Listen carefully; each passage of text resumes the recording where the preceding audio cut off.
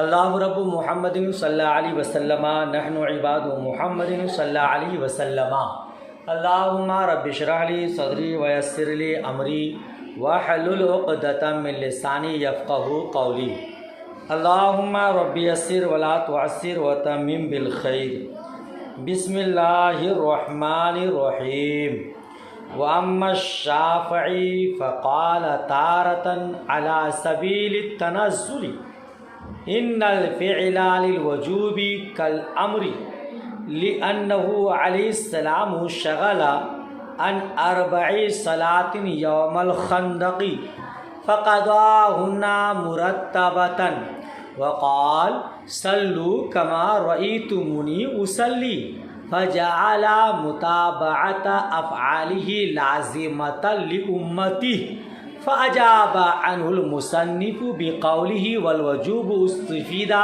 بقوله عليه السلام صلوا كما رأيتموني أصلي لا بالفعل۔ ہم لوگوں کا سبق چل رہا ہے کہ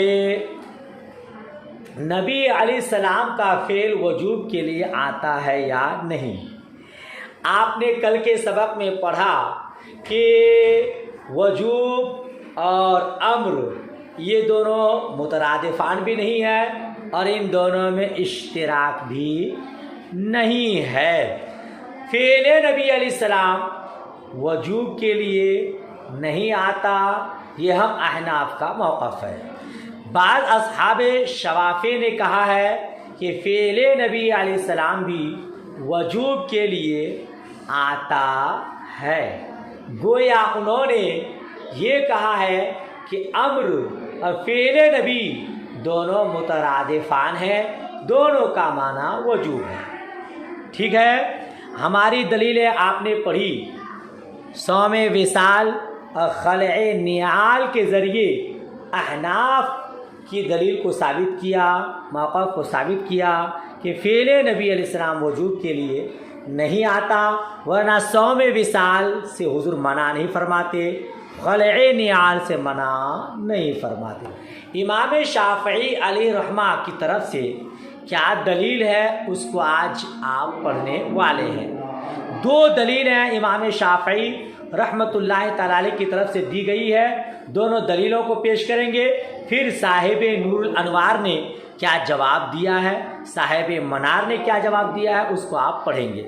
وَأَمَّا الشَّافعی، لیکن امام شافعی رحمۃ اللہ تعالی علیہ نے، لیکن امام شافعی رحمۃ اللہ تعالی علیہ نے برسبیل تنزل کبھی کہا ہے،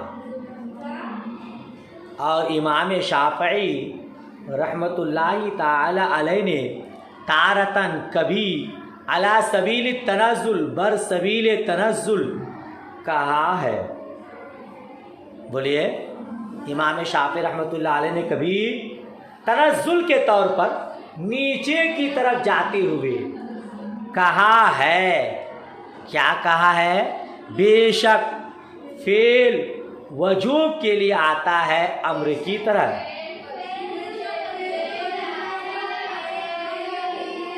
امر کی طرح، ہاں، وہ یہ کہتے ہیں کہ جس طرح امر وجوب کے لیے آتا ہے اس طرح فعل نبی علیہ السلام بھی وجوب کے لیے آتا ہے۔ دلیل دیکھیں، کیونکہ نبی علیہ السلام نے یوم خندق میں 4 نمازوں سے رہ گئے، کیونکہ نبی علیہ السلام خندق کے دن 4 نمازیں وقت پر ادا نہ کر سکے۔ یوم خندق، جنگ خندق نہیں جانتے ہیں؟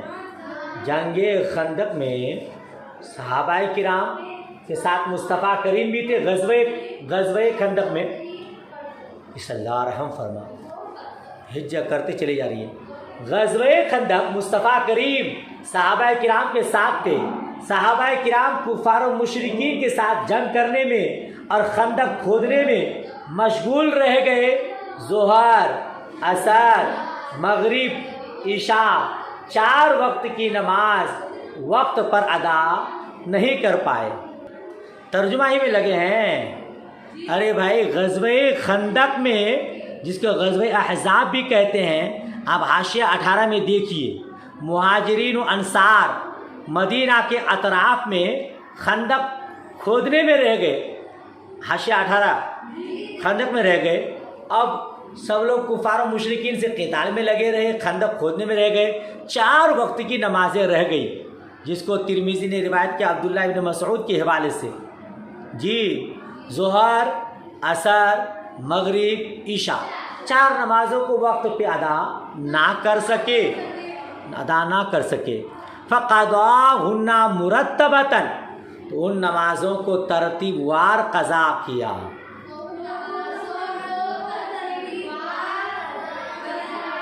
चार नमाज़ें क़ज़ा हो गई। अब ज़ोहर की पहले क़ज़ा, तो ज़ोहर की अदा की, फिर असर, फिर मगरिब, फिर ईशा। हाँ, उन नमाज़ों को तरतीबवार क़ज़ा अदा किया। वक़ाल सल्लू कमा रअयतुमूनी उसल्ली, और फिर मुस्तफ़ा करीम ने फरमाया, जिस तरह तुम लोग मुझे नमाज पढ़ते हुए देख रहे हो, इसी तरह नमाज पढ़ा करो। ये जिस तरह तुम लोग मुझे नमाज पढ़ते हुए देख रहे हो, इसी तरह नमाज पढ़ा करो। फ़जअला मुताबअत अफ़आल लाज़िमतन लिउम्मती, तो मुस्तफ़ा करीम ने अपने अफ़आल की मुताबअत को अपनी उम्मत के लिए लाजिम करार दे दिया। इमाम शाफ़ी रमा फरमाते हैं, हुजूर ने तरतीबवार 4 नमाज़ों को अदा किया और सहाबाए किराम पर उसी तरह अदा करने को ज़रूरी करार दिया। तो मालूम ये हुआ कि हुजूर का फ़ेल भी वजूब के लिए आता है। तो मालूम हुआ हुजूर का फ़ेल वजूब के लिए आता है, वरना सहाबाए किराम को उसी तरह अदा करना ज़रूरी करार नहीं देते। समझ शरीफ में बात आई। कहते हैं कि हुजूर ने खंदक के दिन 4 नमाज़ें वक्त पर अदा नहीं किया, तो उनको तरतीबवार क़ज़ा किया और फिर फरमाया, जिस तरह तुम लोग मुझे नमाज पढ़ते देख रहे हो, उसी तरह पढ़ो। तो हुजूर ने अपने अफ़आल की मुताबियत अपनी उम्मत पर लाजिम करार दे दिया। तो इमाम शाफ़ी फरमाते हैं कि देखो, अगर हुजूर का फ़ेल वजूब के लिए नहीं होता, तो हुजूर उसी तरह उम्मत पर लाजिम करार ना देते। समझ में आया कि हुजूर का फ़ेल वजूब के लिए है। फ़अजाब अन्हुल मुसन्निफ़ु बिक़ौली वल वजूब उस्तुफ़ीदा, तो मुसन्निफ़ अलैहिर्रहमान ने, साहिबे मनार ने इमाम शाफ़ी रहमतुल्लाह तआला अलैह का अपने इस कौल से जवाब दिया। किस कौल से? वजूब नबी अलैहिस्सलाम के कौल सल्लू कमा रअयतुमूनी उसल्ली से मुस्तफ़ाद है, लाबिल फेल से नहीं। यानी साहिबे मनार फरमाते हैं कि उम्मत पर उसी तरह नमाज पढ़ना जो वाजिब करार दिया, वो फेल की वजह से नहीं कि हुजूर ने ऐसा किया इसीलिए वाजिब हो गया। नहीं, हुजूर ने ये जो इरशाद फरमाया, सल्लू कमा रअयतुमूनी उसल्ली, कि पढ़ो जिस तरह तुम मुझे पढ़ते देख रहे हो, इस इरशाद की वजह से उम्मते मुहम्मदिया पर उसी तरह करना वाजिब हुआ। तो हुजूर के कौल की वजह से वाजिब हुआ, हुजूर के फेल की वजह से नहीं। उसी का खुलासा देखिए, साहिबे नूरुल अनवार ने क्या खुलासा किया। कहते हैं, इज़ लौ कानल फ़ेलु मूजिबन लत्तबऊहु बिमुजर्रदि रुयतिल फ़िअली ولم يحتاجوا الى هذا القول اصلا. ترجمہ دیکھیے گا پہلے اور اسی میں مفہوم بھی انشاءاللہ. کیونکہ اگر فعل نبی علیہ السلام موجب ہوتا، اگر فعل نبی علیہ السلام موجب ہوتا، موجب واجب کرنے والا ہوتا، تو صحابہ کرام محض فعل دیکھ کر ہی حضور کی اتباع کرتے. لتبعوہ لام برائے تاکید، تو صحابہ کرام محض فعل کو دیکھ کر، صحابہ کرام محض فعل کو دیکھ کر حضور کی اتباع کرتے، حضور کی اتباع.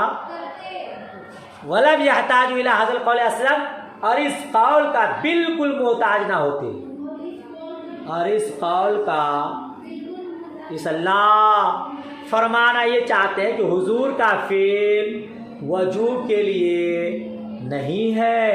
اگر حضور کا فعل وجوب کے لیے ہوتا، صحابہ کرام حضور کو دیکھتے اور دیکھا دیکھی ویسا کر لیتے، مگر سرکار کو ارشاد فرمانا پڑا صلو کما رأیتمونی اصلی. یہ اگر سرکار کا فعل ہی وجوب کے لیے کافی ہوتا تو سرکار یہ ارشاد نہیں فرماتے، مگر حضور نے صحابہ کرام کو کہا صلو کما رأیتمونی اصلی، پڑھو جس طرح تم لوگ مجھے پڑھتے دیکھ رہے ہو.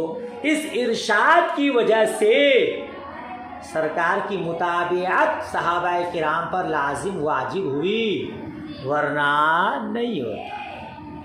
سمجھ شریف میں بات آ گئی. وہ قالا تارتن علی سبیل ترقی، اور کبھی بر سبیل ترقی ارشاد فرمایا، اور کبھی امام شافعی نے بر سبیل ترقی یہ کہا ہے. پہلا والا قول تنزل کے طور پر تھا، اب دوسری دلیل ترقی کے طور پر ہے. بر سبیل ترقی نہیں سمجھے، اوپر کی طرف جاتے ہوئے، اوپر کی طرف. کیا فرمایا؟ ان الفعل قسم من الامر، بے شک فعل امر کی ایک قسم ہے، بے شک فعل امر کی ایک قسم ہے. لأن الامر نوعان، کیونکہ امر دو قسموں پر ہے. امر قول و فعل، قول اور فعل. امام شافعی فرماتے ہیں امر کی دو قسمیں ہیں، ایک امر قولی، ایک امر فعلی. جب امر قولی وجوب کے لیے آتا ہے تو امر فعلی بھی وجوب کے لیے آئے گا. ترجمہ ہوا. اب امر کی دو قسمیں، ایک قول اور ایک فعل. اس کو امام شافعی ثابت کرتے ہیں لِأَنَّهُ اطلق اللہ تعالی لفظ الامر علی الفعل، کیونکہ اللہ تبارک و تعالی نے فعل پر لفظ امر کا اطلاق کیا ہے، اطلاق کیا اس اللہ، کیونکہ اللہ تعالی نے فعل پر لفظ امر کا اطلاق کیا ہے. کہاں کیا ہے؟ فی قولہ وما امر فرعون برشید، اپنے قول وما امر فرعون برشید میں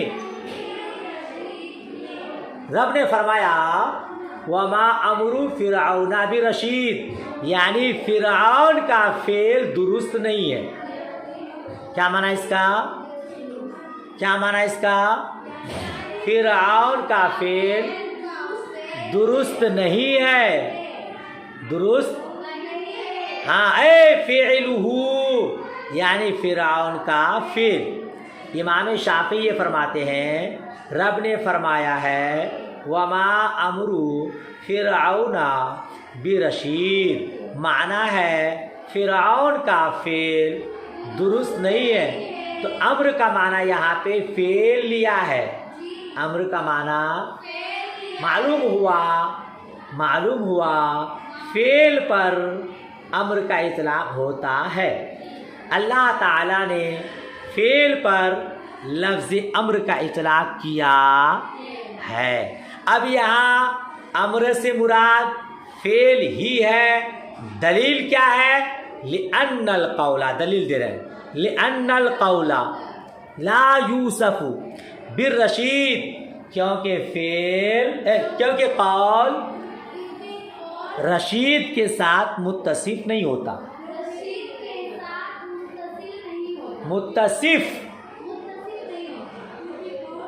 رشید کے ساتھ متصف نہیں ہوتا، یعنی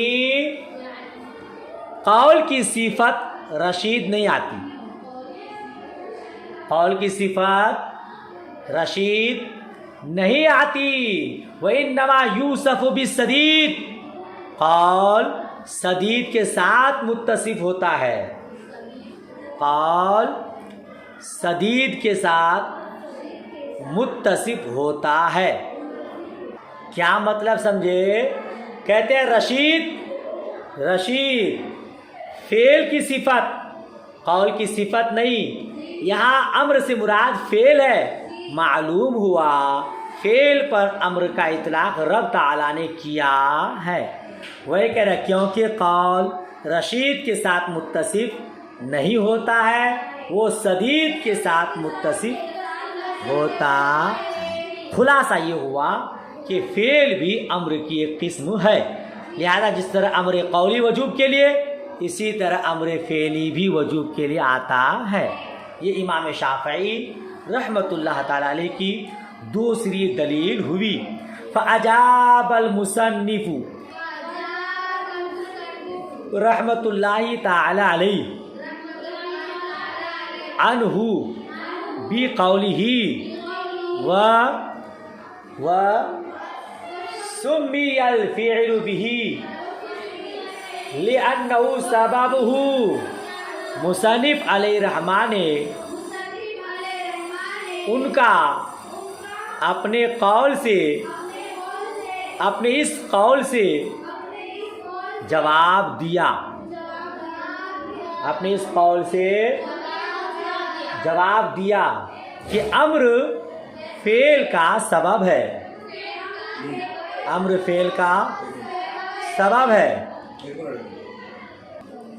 کیا جواب کیا ہوا؟ مصنف علیہ الرحمٰن نے امام شافعی کا اپنے اس قول سے جواب دیا کہ فعل کو امر کے ساتھ اس لیے موسوم کیا جاتا ہے کہ امر فعل کا سبب ہے، یعنی فعل کو لفظ امر کے ساتھ اس لیے موسوم کیا گیا ہے کہ امر فعل کا سبب ہے، تو یہ مجاز کے قبیل سے ہوگا، تو یہ مجاز کے قبیل سے ہوگا، حالانکہ بحث حقیقت میں ہے، حالانکہ بحث حقیقت میں۔ وما امر فرعون برشید میں امر پر جو فعل کا اطلاق کیا گیا ہے وہ اس لیے کیا گیا ہے کہ فعل چونکہ اس کا سبب ہوتا ہے، امر فعل کا سبب ہوتا ہے، تو سبب بول کر یہاں